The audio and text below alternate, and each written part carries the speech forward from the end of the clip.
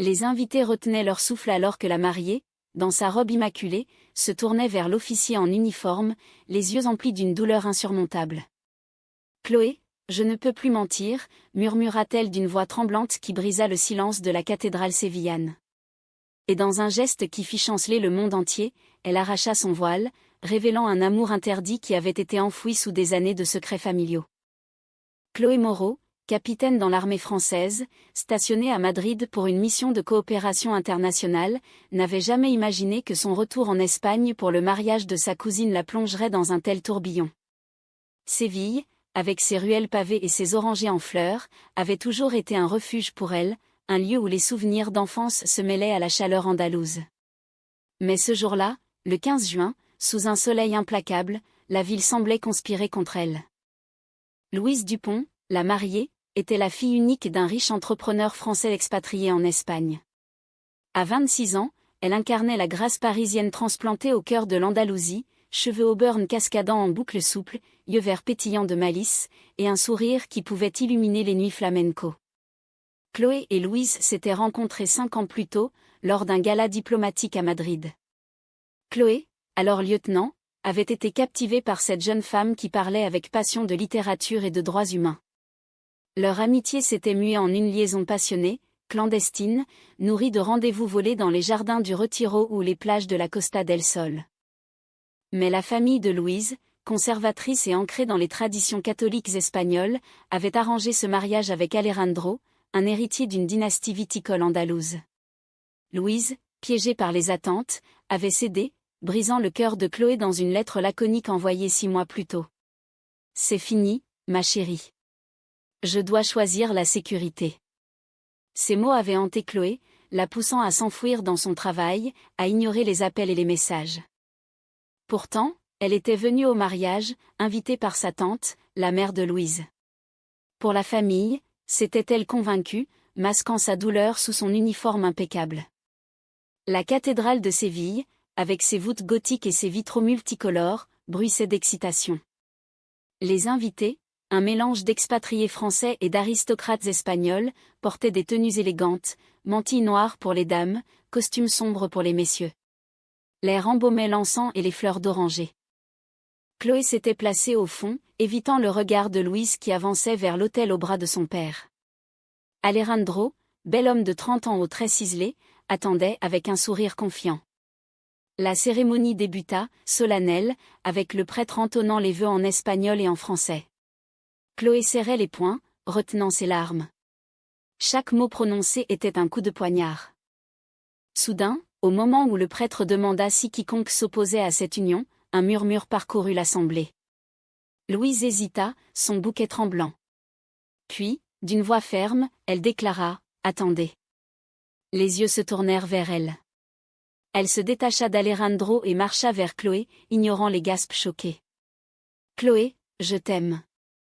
Je ne peux pas épouser un homme quand mon cœur est à toi. » Le chaos s'ensuivit. La mère de Louise, une femme aux cheveux grisonnants et au regard sévère, se leva d'un bond. « Louise. Qu'est-ce que cela signifie » hurla-t-elle. Alejandro, pâle comme un linge, balbutia, « mais... » Nous avions un accord. Les invités chuchotaient, certains outrés, d'autres intrigués. Chloé, figée, sentait son monde basculer. Était-ce un rêve?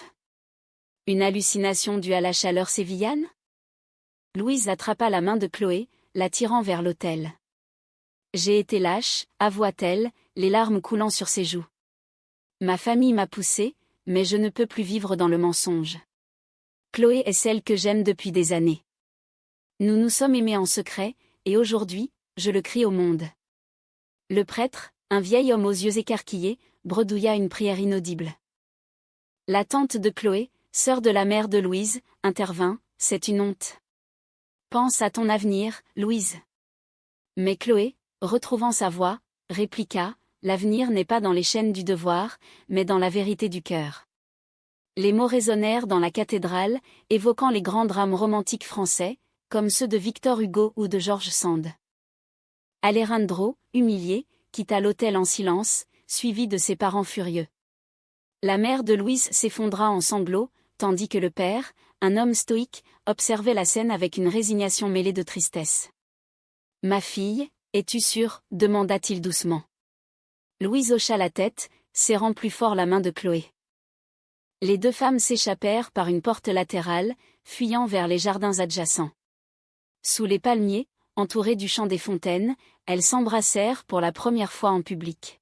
« Je t'ai perdu une fois, je ne te laisserai plus partir », murmura Chloé, son uniforme froissé contrastant avec la robe de Louise.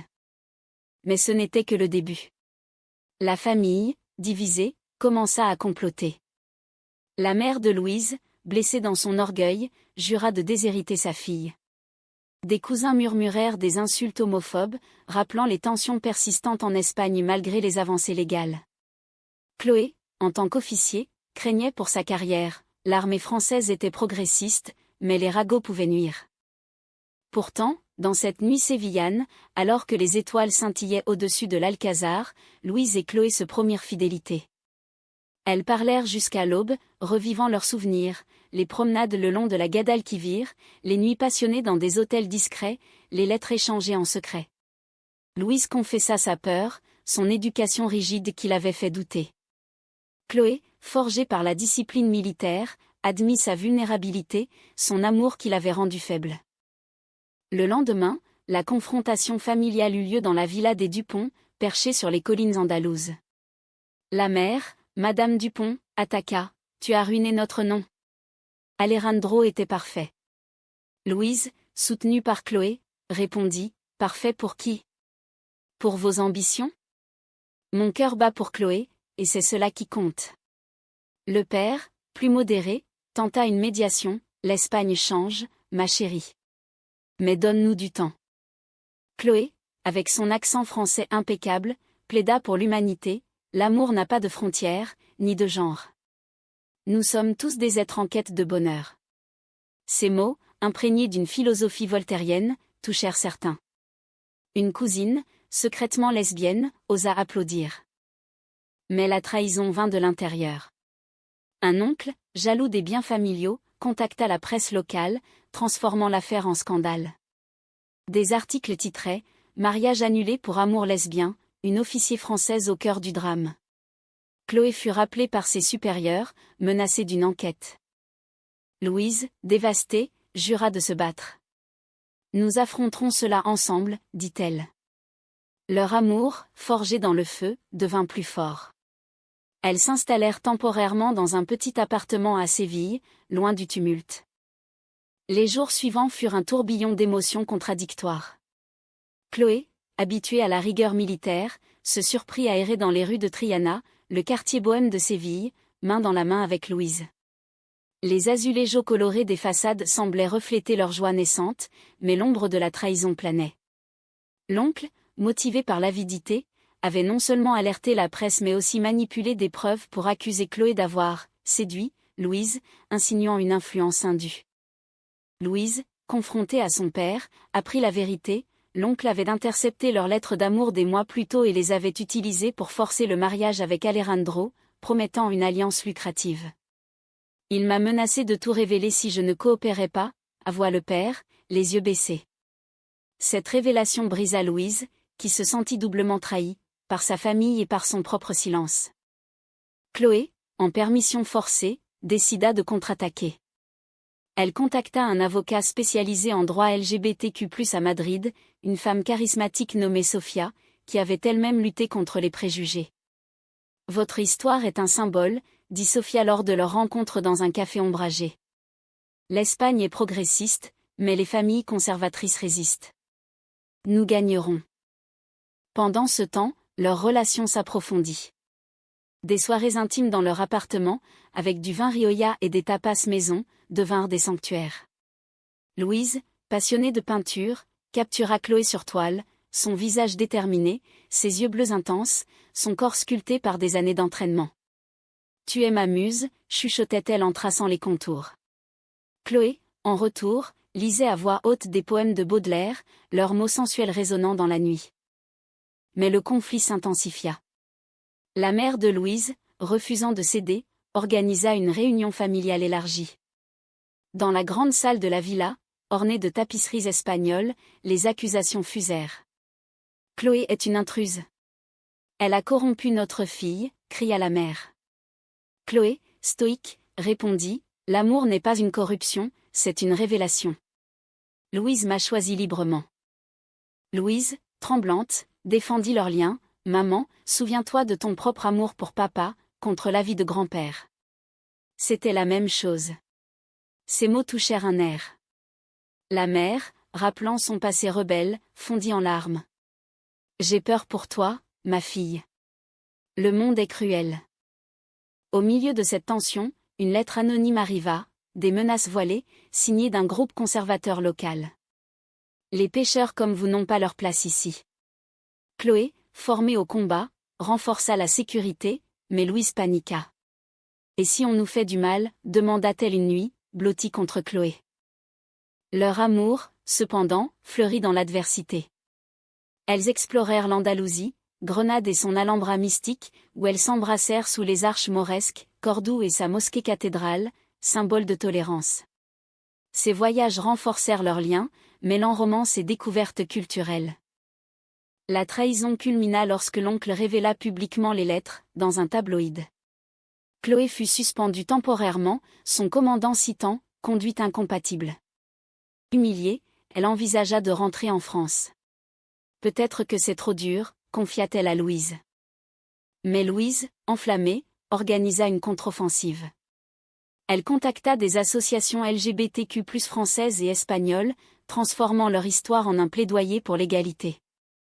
Une interview commune fut publiée dans Le Monde, de l'humiliation à la libération, un amour lesbien défie les traditions. La famille commença à se fissurer. Le père, influencé par l'article, confronta l'oncle, « Tu as détruit notre unité pour de l'argent ». L'oncle, démasqué, fut exclu. La mère, lentement, accepta un dialogue. Lors d'un dîner tendu, elle admit « J'ai été aveugle. L'amour de ma fille est pur ».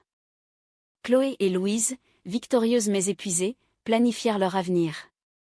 Chloé demanda une mutation en Espagne, et Louise reprit ses études en article. Leur relation, enrichie par les épreuves, devint un exemple de résilience. Pourtant, un doute persistait. Alejandro, amer, envoya un message à Louise, « Tu m'as utilisé. Mais je sais des choses sur Chloé. » Une nouvelle trahison se profilait, menaçant de tout détruire.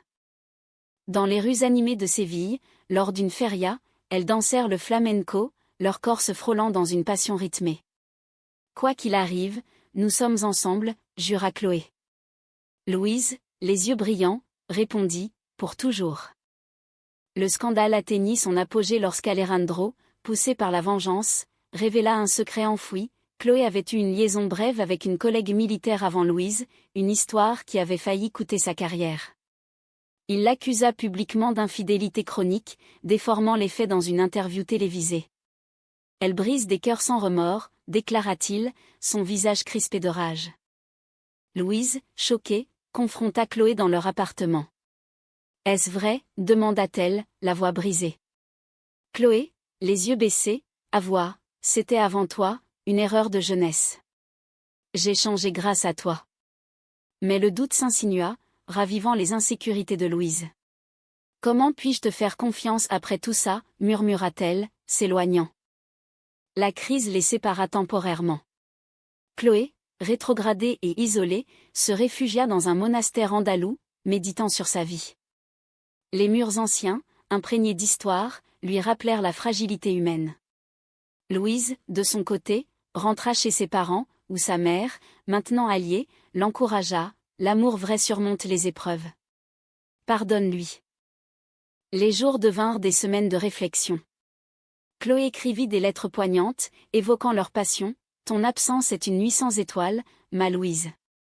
Je t'aime au-delà des fautes passées. » Louise, touchée, répondit par des dessins, des portraits de elles deux, unis dans l'éternité. La réconciliation vint lors d'une pluie torrentielle à Séville. Louise, trempée, frappa à la porte de Chloé. « Je t'aime malgré tout », déclara-t-elle en l'embrassant. Elles passèrent la nuit à se redécouvrir, leurs corps entrelacés dans une tendresse renouvelée. Mais Alejandro n'en avait pas fini. Il intenta un procès pour diffamation, alléguant que Louise l'avait trompé. Le tribunal de Madrid devint le théâtre d'un drame judiciaire. Sofia, leur avocate, défendit avec ferveur « Ceci n'est pas un crime, mais une quête de vérité amoureuse ». Les témoignages se succédèrent, amis, famille, même le prêtre du mariage. Au milieu du procès, une révélation choque, Alejandro avait lui-même une maîtresse, prouvée par des messages. Humilié à son tour, il retira sa plainte. La cour, sympathique, statua en faveur de Louise et Chloé, soulignant les progrès sociétaux. Libérées, elles décidèrent de se marier symboliquement. Dans un petit village andalou, entourées d'amis progressistes, elles échangèrent des vœux sous un olivier centenaire. « Je te choisis, dans la joie et la peine, » dit Chloé. Louise répondit, « Tu es mon destin. » La famille, réconciliée, assista. La mère offrit un toast, à l'amour qui nous enseigne l'humanité. Le père, ému, embrassa Chloé, bienvenue dans la famille. Leur vie nouvelle commença. Chloé, réintégrée, prit un poste à Séville. Louise ouvrit une galerie d'art, exposant des œuvres sur l'amour queer.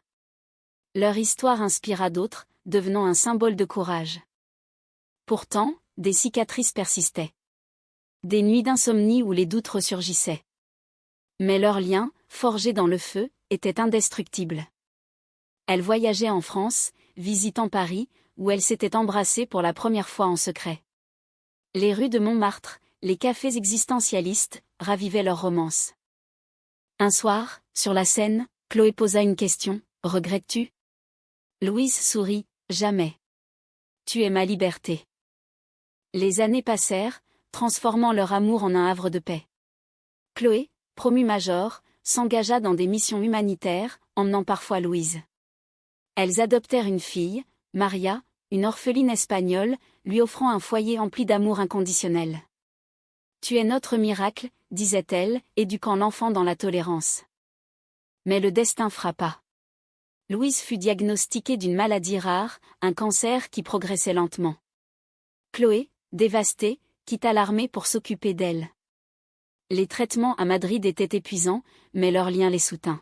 « Je combats pour nous », murmurait Louise lors des chimiothérapies. Dans ces moments sombres, elle revivait leurs souvenirs, le mariage interrompu, les trahisons surmontées, les joies partagées. Chloé lisait des romans français, comme ceux de Colette, célébrant l'amour féminin. Louise peignait, capturant la beauté éphémère de la vie. La famille, unie, les entoura. La mère, repentie, devint une grand-mère aimante pour Maria. « J'ai appris grâce à vous », confia-t-elle. Louise s'affaiblit, mais son esprit resta vif.